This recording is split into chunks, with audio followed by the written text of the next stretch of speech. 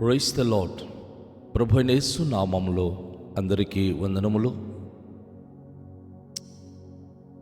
ఈ ప్రశస్తమైన సమయంలో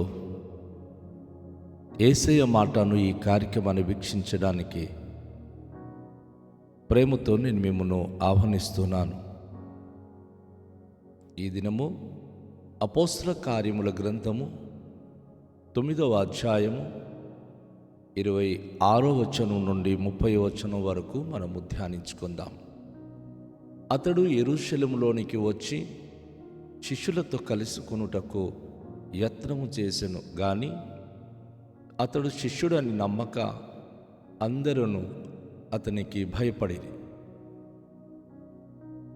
అయితే బర్నబా అతనిని దగ్గరికి తీసుకొని అపోస్తలుల యొద్దకు తోడుకొని వచ్చి అతడు త్రోవలో ప్రభువును చూచెననియు ప్రభు అతనితో మాట్లాడిననియు అతడు దమస్కులో యేసు నామమును బట్టి ధైర్యముగా బోధించెననియు వారికి వివరంగా తెలియపరచెను.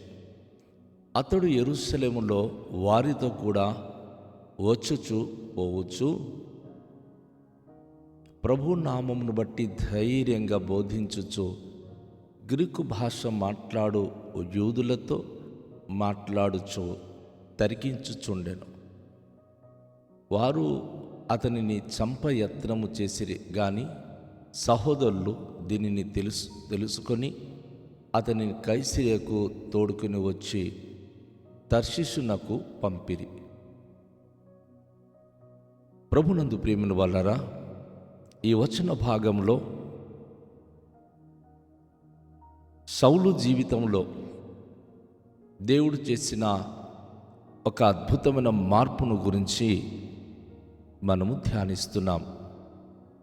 దమస్కులో ఉన్నటువంటి దేవుని ప్రజానికానికి పరిశుద్ధ భక్తులకును హతమార్చాలని కంకణాలు కట్టి వెళ్ళినటువంటి వ్యక్తి అయిన యెరూషలేములో ఉన్నప్పుడు అనేక మంది భక్తులకు ఆయన భయంకరంగా చిత్రహింస చేసినటువంటి వ్యక్తి అయిన యెరూషలేములో శిష్యులు కూడా భయపడి దాగుండిపోయారు.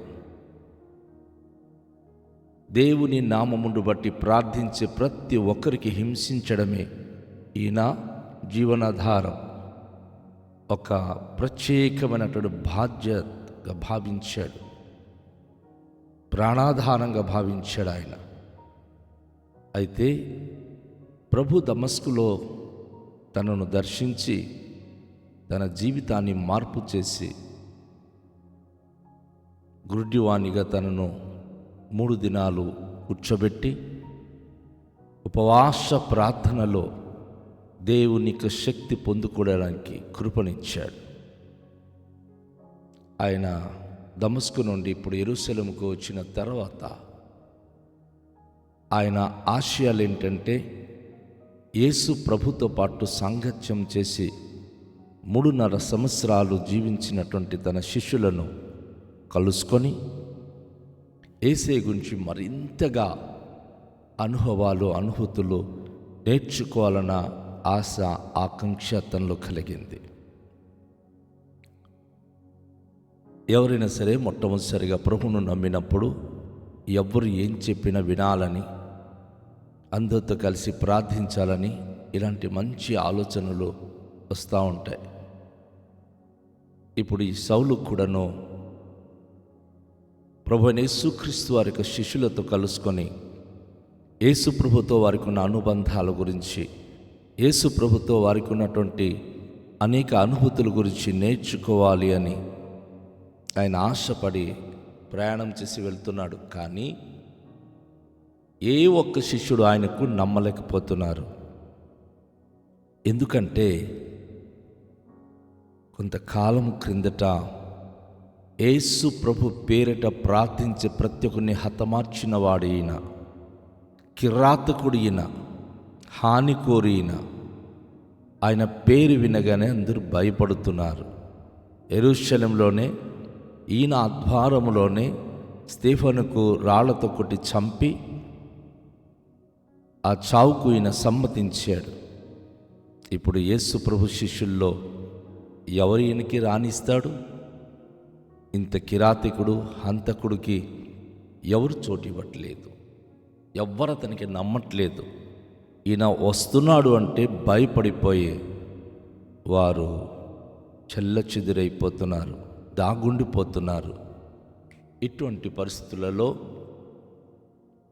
యెరూషలేములో బర్నబా అనేటటువంటి ఆత్మీయుడు, ఎవరైతే యేసు ప్రభువారు మేడగది మీద ప్రభు యొక్క చివరి భోజనాన్ని సిద్ధపరిచాడు, ఆ బర్నబా దగ్గర తీసుకున్నాడు. ఆయన కాస్త కూస్త ఆధిక్యత కలిగిన వ్యక్తి. ఆయన ఇతనిని దగ్గర చేర్చుకొని తనతో మాట్లాడి అపోస్తుల దగ్గరికి ఆయన తోడుకొని వెళ్ళాడు. ఆయన తోడుకొని వెళ్ళినప్పుడు బర్నబాతో ఆయన చెప్తా ఉన్నాడు, అసలు దమస్కు మార్గములో దేవుడు ఏ విధంగా త్రోవలో ప్రభువును చూచాడో, ప్రభు అతనితో మాట్లాడాడో,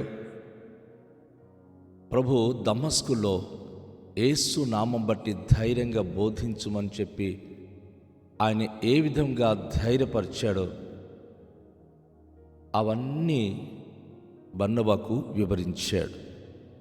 బర్నబా తన సాక్ష్యం అంతా విన్న తర్వాత తన మనసులో తను కొంచెం నమ్మి, ఒకే ఈ వ్యక్తి యేసు ప్రభుని బట్టి రక్షించబడిన వ్యక్తి, యేసు ప్రభు ఇతనికి రక్షణ ఇచ్చాడు అని నమ్మి శిష్యుల దగ్గరికి ఈయనను తీసుకుని వెళ్ళాడు.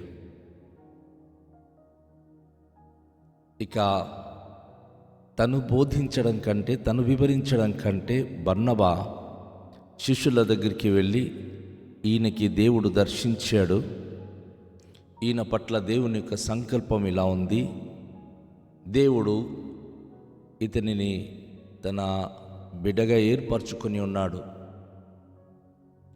మనము ఆయనను మన సహోదరుడుగా చేర్చుకుందామని అన్ని విషయాల్లో వారికి వివరంగా ఆయన చెప్పడం జరిగింది. ఆయన అన్ని విషయాలు ఎప్పుడైతే వివరంగా సౌలు తరఫున యేసు ప్రభు వారి శిష్యులకు ఆయన తెలియజేశాడో, అప్పటి నుంచి యెరూషలేములో ఈ శిష్యుల బృందంలోనికి వచ్చి ఆయన వస్తూ పోతూ ప్రతిరోజు ఈ విధమైనటువంటి సహవాసం కలిగి ఉన్నాడు. ప్రభు నామం బట్టి ధైర్యంగా బోధించుచు ఇక్కడ ఆయన ఒక పని చేస్తూ ఉన్నాడు. గ్రీకు భాష మాట్లాడుతున్న యూదులతో చాలా విషయాలు తర్కిస్తున్నాడు ఆయన. వాస్తవానికి సౌలు యూదుడైనప్పటికీ గ్రీకు భాష నేర్చుకొని ఉన్నాడు, రోమియులతో సాంగత్యము కలిగి ఉన్నాడు, రోమ పౌరుషత్వాన్ని పొందుకున్న వ్యక్తి, చాలా వివేకవంతుడు, జ్ఞానవంతుడు, లోక సంబంధంగా తెలివితేట చాలా ఎక్కువ ఉంది. కానీ ఆయన మొన్నటి వరకు దేవుని ప్రజలంటే చిత్రహింస చేస్తూ చంపుకొని వచ్చినవాడు. ఇప్పుడు ప్రభు తనను పట్టుకొన్నాడు, ప్రభు తనను మార్చాడు, ప్రభు తన జీవితంలో అద్భుతం చేశాడు. కనుక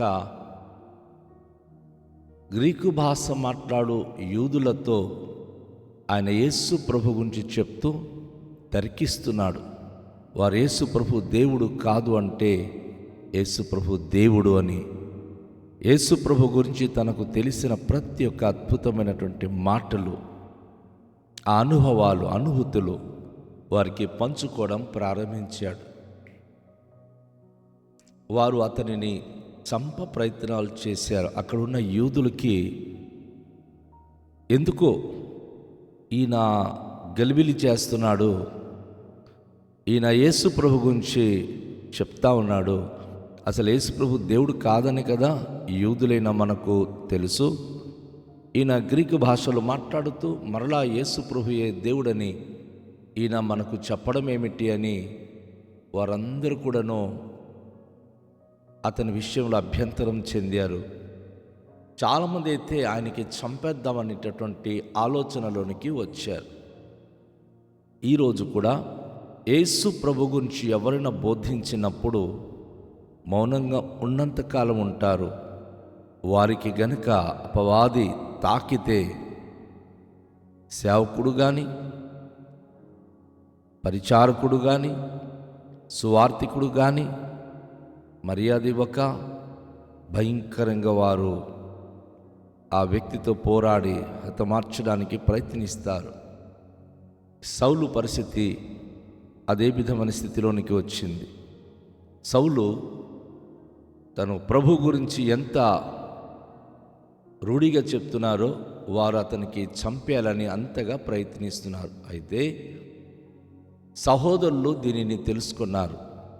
చాలామంది యెరూషలేములో ఉన్నటువంటి దేవుని బిడ్డలు, ప్రభువును నమ్మినటువంటి వారు అది తెలుసుకొని, లేదు సౌలు ఒకప్పుడు వేరే, ఇప్పుడు వేరే, ఈయన ప్రభు గురించి సాక్ష్యం చెప్తున్నాడని తెలుసుకొని యెరూషలేము నుండి కైసరేకి ఆయనకి తోడుకొని వచ్చి ఆ కైసరే నుంచి తర్షీసు పట్టణానికి పంపించారు. తర్షీసు అనేది సౌలు యొక్క పుట్టినూరు.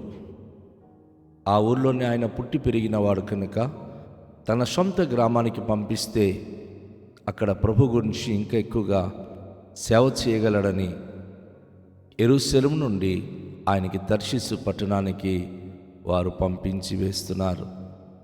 ప్రియ సోదరి సహోదరుడా, ప్రభును గురించి ఎవరైనా వ్యతిరేకంగా గనక పనిచేస్తే ప్రభు వారిని తాకినప్పుడు, మార్పు చేసినప్పుడు వారు నిలబడిన చోట వారికి హింసలు మొదలవుతాయి, కష్టాలు ఎదురవుతాయి. అయితే యేసేకున్న ఉద్దేశం ఏమిటంటే మీ స్వజనుల దగ్గరికి వెళ్ళి మీరు చెప్పాలి, మీ సాక్ష్యము వారికి వినిపించాలి, తర్వాత భూదిగంతముల వరకు మీరు ప్రకటించవచ్చును అంటాడు.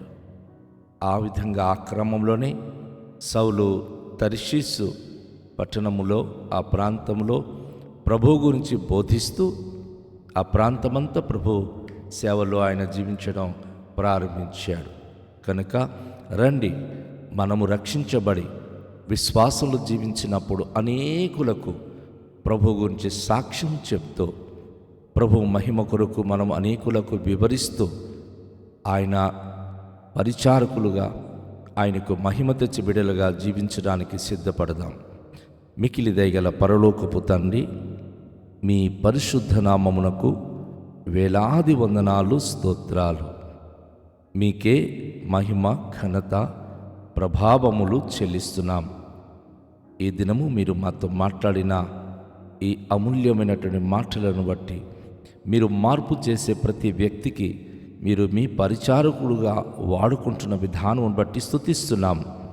మా దీన జీవితంలో కూడా మీరిచ్చిన రక్షణ అనేకులకు మేము వివరిస్తూ మీ సాక్షులుగా ఉండే భాగ్యము దయచేయమని, మా జీవితంలో ఉన్న ప్రతి బలహీనతలు తీసివేసి, సిగ్గుపడే పరిస్థితులు తొలగించి, మీ కొరకు మేము ధైర్యంగా మీ సాక్షిగా, మీ సువార్త ప్రకటించేవారుగా ఉండే కృప అనుగ్రహించుమని యేసు నామములో ప్రార్థిస్తున్నాము తండ్రి, ఆమేన్. అందరికీ షాలోమ్. ప్రభు మనను దీవించునుగాక.